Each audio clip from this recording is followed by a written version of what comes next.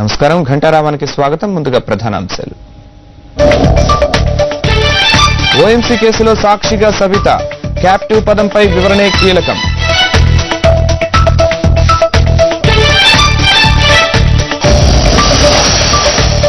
నేడు ఆర్బీఐ ద్రవ్య పరపతి విధాన సమీక్ష, రూపాయి విలువ వృద్ధి రేటే ప్రధానాంశాలు.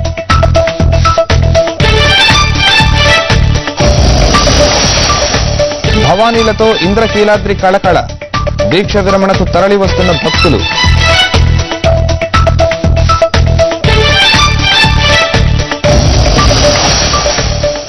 ఖండాలు దాటిన వరంగల్ ఖైదీల ఖ్యాతి, ఉత్పత్తులకు విదేశాల్లో గిరాకీ.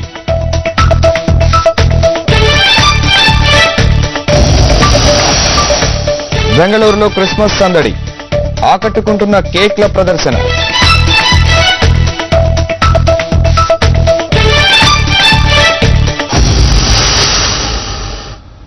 ఓబుళాపురం అక్రమాల కేసులో మంత్రి సబితా ఇంద్రారెడ్డి కీలక సాక్షిగా మారారు. తన వద్దకు వచ్చిన నోట్ ఫైల్లో క్యాప్టివ్ అనే పదం ఉన్నట్లు చెప్పిన మంత్రి వాంగ్మూలాన్ని సీబీఐ సాక్ష్యంగా పేర్కొంది.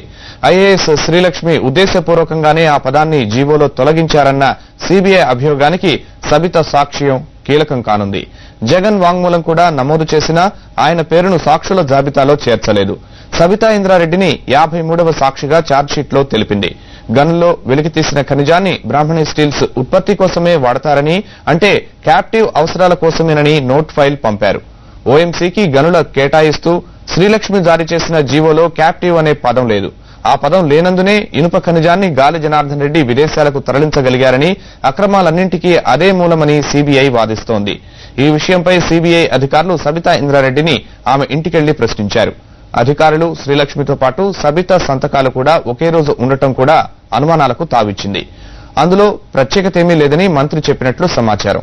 తన వద్దకు ఏ ఫైల్ వచ్చినా వెంటనే సంతకం చేసి పంపిస్తానని, పెండింగ్ లో ఉంచనని ఆమె వివరించినట్లు తెలుస్తోంది. వివిధ కోణాల్లో పరిశీలించిన తరువాత చివరికి సబితా ఇంద్రారెడ్డిని సాక్షిగా పెట్టాలని సీబీఐ నిర్ణయించింది. ఛార్జ్షీట్తో పాటు ఆమె వాంగ్మూలాన్ని కోర్టుకు సమర్పించింది. ఓఎంసీకి లీజుల కేటాయింపులో సబితా పాత్రపైన ఆరోపణలు ఉన్నాయి. ఆమె ఆమోదం తర్వాతే గనులు కేటాయించినట్లు శ్రీలక్ష్మి కోర్టుకు కూడా చెప్పారు.